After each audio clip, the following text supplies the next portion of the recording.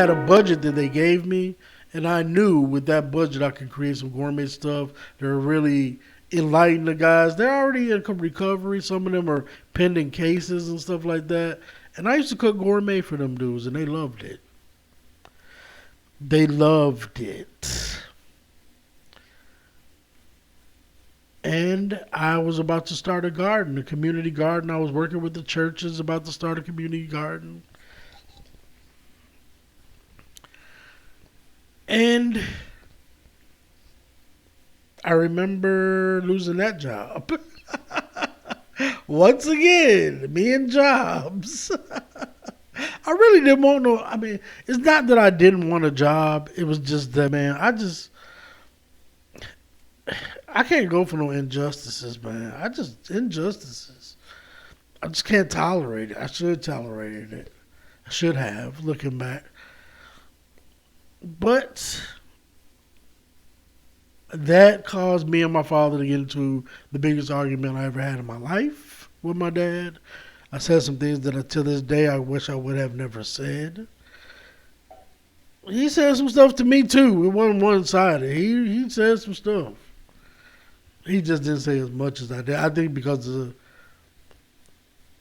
anyway, that impacted me because we ended up, I guess, kind of not really squashing it, but um,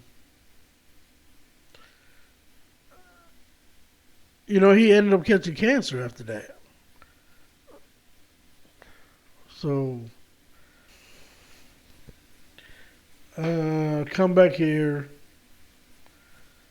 I'm staying with my sister for a little bit. Got a job, had my car and a job, but she let me stay there for like 30 days. But I couldn't find nothing in 30 days. Car, job. I'm looking for jobs. I ended up getting a job at a nursing home, or not a retirement home, as a chef. And I remember I shined in that job. Yep.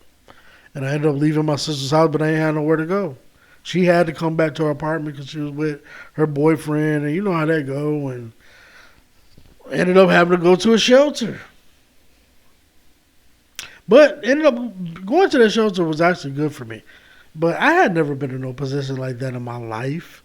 I'm homeless. I'm literally homeless out here, bro.